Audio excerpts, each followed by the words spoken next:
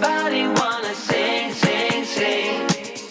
You're a winner when you sing, sing, sing. I've got a song, you hum along. Hey beautiful people, what's up? Welcome back to a what I eat in a day on a plant-based diet. Plus, I'm gonna share with you my plant-based journey because I've been officially plant-based for 2 years. So we're gonna go through my whole day of eats and I'll share with you a little information about myself and my journey, and it'll be really fun. So let's start with breakfast for today. You all know I love my smoothies. I was a smoothie girl before going plant-based, and now I feel like they're so much better. Let me know if you guys are smoothie people. And of course, I'm gonna ask you to leave your favorite smoothie recipe down below. Mine is literally always the same. Spinach, frozen fruit. I love to use a plant-based protein. I'll link this one down below if you want to check it out. You can get it on Amazon. I think I got it at the local nutrition store, but I just do some kind of nut milk. I've been obsessed with coconut recently. It's one that my husband and I can both have, so I don't have to have a bunch of different kinds in the fridge. I can just stick to one. Spinach is always a must. I love having a green in my smoothie, some kind of frozen berry or fruit or a banana. I think I had bananas this day in the freezer, but I forgot to pull one out. So that's why it was not as creamy as normal, but that luscious green color, I look forward to this. And I know I share these all the time, but I really love them. Everybody wanna sing, sing, sing. You're a winner when you sing, sing, sing. I've got a song. Okay, so I want to quickly touch, yes, I use protein powders. It helps me get more calories in after a workout. Plus, I work out really hard and I feel the difference when I use it, when I don't. I know I sound crazy when I say that, but you don't have to use them. There's lots of different things you can do in your smoothie. I'm just sharing with you what works for me. Hopefully inspire you to have a smoothie today or have a healthy meal or to get back on track, whatever that looks like for you. So this is going to be my kind of filming snack, if you will. I have a huge video that I'm filming for Thursday, so make sure your notifications are on because you're not gonna wanna miss that. My dishwasher's running, I got a lot going on, so I'm gonna sip on this, like I said, while I film. And then when I get hungry again, I'll show you what I'm having. I also wanna say really quickly, I don't really have traditional meals like breakfast, lunch, dinner, snack. I kind of just eat intuitively. I typically eat 4 to 7 meals a day. Sometimes it's like all snacks. Sometimes I'll have a couple smoothies and a couple energy bites and a dinner. And then sometimes I'll have some really hearty meals. I do try to meal prep ahead, so I'm super ready to go for the week. I have a very busy weekday schedule, and smoothies are a great way to start my day, but I do try to have at least a lunch and a dinner and a smoothie every day. Okay, anyways, I'll see you again when I eat. Something I've been doing as of recent is having a huge veggie invested lunch. So I'm gonna do some riced cauliflower, edamame, olives, lettuce, tomato, and then have a dressing. If you can have avocado, this salad would be so good with avocado. But yeah, I just put a whole bunch of lettuce in a bowl, pop in all the cherry tomatoes or grape tomatoes, whichever ones these are. I'm a huge tomato person, so I feel like I can never have enough. Dump in a bunch of olives, and then I just steamed some edamame and rice cauliflower. And like I said, I just have a huge veggie invested lunch. I just put all the vegetables I can, and I actually don't do a starch as of recently with like my second meal of the day. Instead, I've been kind of relying more so on like a heavy dressing. Like I said, I can have avocado. I'll kind of touch on that a little bit here when I talk about my plant-based story, but there's lunch for the day and I love it so much. As it's getting warmer out, this is like the perfect lunch for me. Okay, so I thought really quickly I could share with you my plant-based journey because why not? It's been 2 years since I went plant-based as of February 1st, 2020. And I thought I would just kind of give like a really mini recap of why I went plant-based and kind of like my experience overall, because that would be helpful, if not entertaining, and like you guys could hear a little bit more about me. Okay, so in February of 2020, I decided to go plant-based because the previous year I had spent about 12 months losing weight. Now I wasn't plant-based at the time, and it might surprise you because it surprises me when the words come out of my mouth that I actually used Weight Watchers, yes, WW, to lose 38 pounds. Now, the reason I picked WW in January of 2019 is because I didn't want to count calories. I didn't want to count macros. I wanted something that was like not strategic and not like super strict when it came to counting how I ate, but I wanted to lose weight, like That's just the gist of it. I wanted to lose weight. I knew I needed some form of accountability.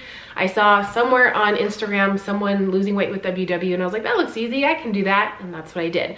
But about 6 months into that program, I started to feel like, because they set you up this way, that if I left the program, like I was gonna gain my weight back, and it kind of scared me a little bit, to be honest. I've always been I consider myself a fit human being. Like right now I'm an endurance athlete, but I used to do figure and bikini, and then I did CrossFit, and I got super into running, and now I do like all forms of different endurance. But I gained weight during a specific difficult time in my life around 2017, 2018, when we were trying to get pregnant, and that weight to me was like a burden. So I just wanted it gone. So that fear of regaining that weight was like a real thing, because it felt like I had let it go. I didn't want that time, that like mental space to come back. So like I was like kind of scared.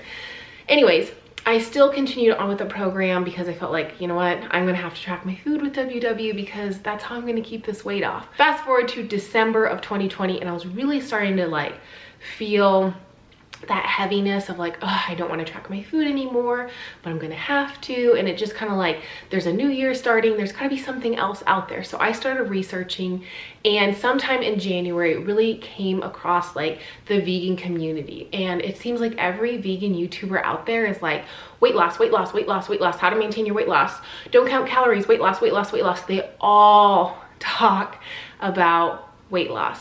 So of course, me being me and looking for what I'm looking for, I jump headfirst into all of it. Like every YouTuber out there that has something to do with weight loss or how to maintain your weight and not count calories and blah, blah, blah, blah, I ate it up. And in February 1st, I remember the day I was like, I'm gonna go vegan because that's the way to go. That's how I'm going to keep my weight off, and like I'll never have to count a calorie again. Little did I know how deep I would immerse myself into that, because right away I flipped all of my food sources, my cheese, my meats. I went mostly whole food plant-based, but I did include like, I remember including a couple like vegan substitutes, vegan mayo, just like different things, and really having fun like exploring different vegan options, but mostly whole food plant-based. Then in March, I decided, you know what, I did this for 30 days. I can do this forever. This is actually really fun for me. And I was really enjoying it. I'd watched so many documentaries that there was no way I could go back to eating what I was eating before, because I feel like once you've kind of immersed yourself into it, you've learned a lot about it, there's no way you're going back. So I'm laughing just like thinking of myself being like spending every spare second looking up stuff on the internet. Tell me if you've been that person where like you're so interested and inspired and you just have to know more and more and more and more. So literally spend every spare second looking up stuff with veganism and plant-based diets and etc. So anyways, come March 1st, I had really found and focused on the starch solution. So I decided, you know what, I'm gonna go 100% whole food, plant-based, high carb, low fat, and I went right in. And I stayed extremely strict on what's considered the starch solution, or even just a high carb, low fat diet, until January of the following year. A couple of things I wanna say about that. I did not find it super sustainable for me, because I love to cook and I love to try new foods and I love to try restaurants with vegan food. And even though it is a really easy plan to follow overall, it's still very restrictive. There's nothing wrong with it, it's just very restrictive. So there were times when like I would eat tofu and I would kind of feel bad that like I was eating tofu. Another thing I found out at the time with being in the starch solution is I had a lot of gut problems, not due to the starch solution, it's due to allergies. And I found I had so many nut allergies: cashews, hazelnuts, macadamia nuts, pecans, peanuts. I already knew I had a peanut allergy, but like it just like, there were just so many things, avocados. So a lot of the healthy fats that are encouraged on the starch solution, I actually couldn't eat because I was having gut distress, lots of allergies pop up. So not only am I eliminating oil at this point and any kind of fatty foods, I'm like not eating any fat. So I was basically only eating carbs. And I did lose a ton of weight when I'm trying to maintain my weight. I lost a ton of weight. I had a ton of energy because I'm eating like basically only carbs and beans and veggies. So like, yeah, my my energy was through the roof. But again, I didn't find it 100% sustainable with my lifestyle. I felt like I couldn't get anything conveniently, like fast food wise. I couldn't go out to restaurants. But at the time, we were going through our debt payoff, so I felt like it's okay to be really strict with my food because like we're being really strict with our money as well. So as we come into the new year, I kind of slowly started implementing different processed foods. And that is when I started noticing the most gut distress. And I instantly thought, oh my gosh, it's because I'm introducing processed foods and I should stick to the starch solution. But then I kind of have this back thought in the back of my mind, like, if this is not sustainable for me forever, I need to figure out what's going on with my gut.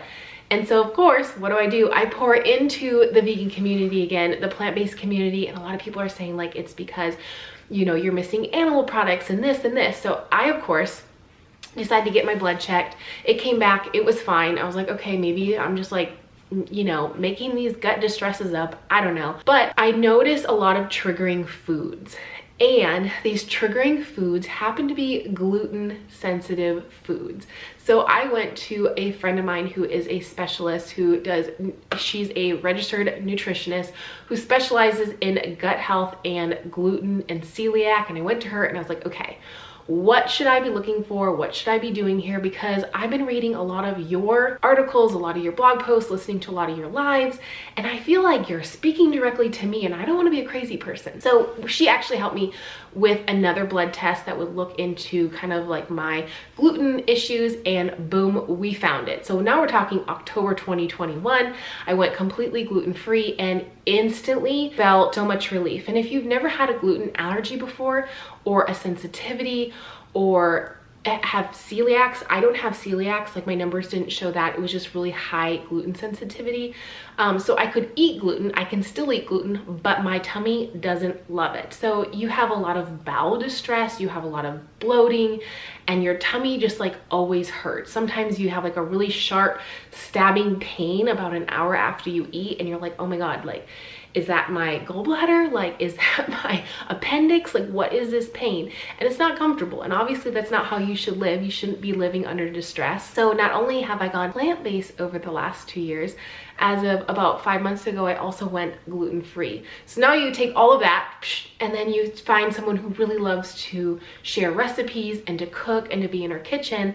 And I feel like going plant-based has been the most like amazing thing for me, because not only have I found ways to be excited about food and to maintain my weight during like, you know, a really crazy period of my life, but also to like heal my relationship with food, to heal my mind, to heal my gut health. I just feel like overall, as odd as it seems to say, if I hadn't gone through the entire journey of like gaining weight and losing that weight and then finding plant-based and going plant-based and starting a plant-based channel, like, who knows where I would be right now? Like, who knows? I would have never probably found out that I have a gluten sensitivity. I would have never found out I absolutely love potatoes, because side note, if you didn't know, I actually did not like potatoes prior to going plant-based. Blows my mind.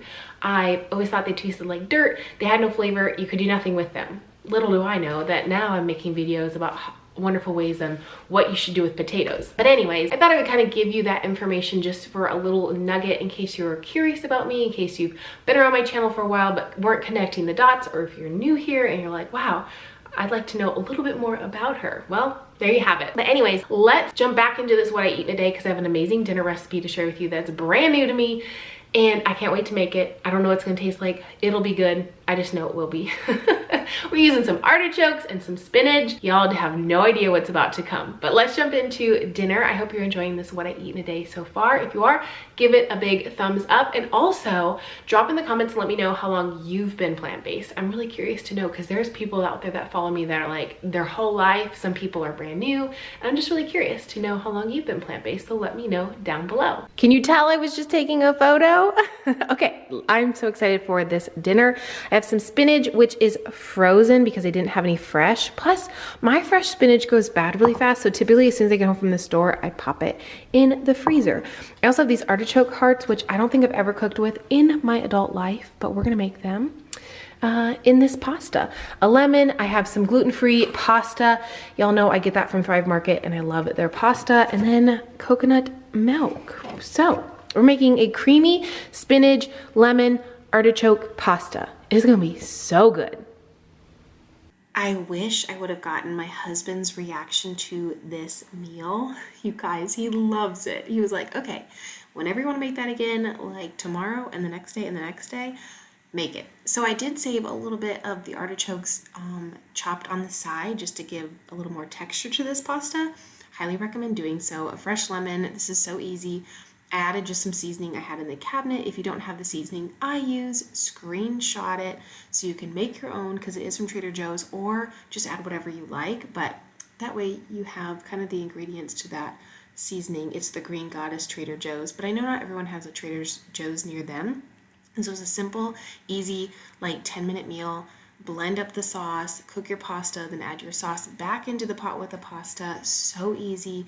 Literally tastes like restaurant food. That's what my husband said. He was like, literally, this is a restaurant quality meal, and you probably made this for a couple of dollars. And I was like, yeah, it's so good. It's a little green. It's like Grinch green, but it's really good. Okay, pasta's done cooking. I kept a little bit of the starchy cooking water in there, and I'm going to pour my sauce in, which I did add about a tablespoon of cornstarch. Wow, doesn't that look so appealing? We're gonna turn this back to a low to medium heat and bring it up to like a simmer to thicken the sauce. Wow, this should be like a St. Patty's Day meal, huh? Okay. While this is coming back to a simmer, I am going to add the Green Goddess seasoning. You can screenshot this and get the flavor profile and probably make it yourself if you want to. I'm also going to add the little bit of artichokes that I reserved because I kind of wanted like just a little bit of that texture. And then we're just, like I said, gonna bring this back to a simmer, thicken the sauce a little bit, and then it'll be good to go. I did try the sauce. It's good, even though the artichokes smelled very interesting when I opened the package. I know this is very St. Patty's Day-esque, but that spinach, man, makes everything so beautiful. Okay, I know that this looks kind of like Nickelodeon slime, but oh my gosh, does it taste so good. It's got a little kick of like brininess, and then that seasoning, so good. It's salty. I'm here for it. And then it's like kind of sweet-ish because of the coconut milk, but it's nice and thick and creamy. And this will be dinner tonight. Again, I want this flow. Oh, baby. And again. Thank you so much for watching today's video. I hope you really enjoyed it. I love sharing recipes with you guys. Make sure you give me a big thumbs up, and of course, tag me if you try any of the recipes I share. Tag me on over on Instagram at Miranda Running on Plants so I can see what you made, and then I can share them on my story. Have an awesome day. I'll see you very soon in another video. Bye-bye.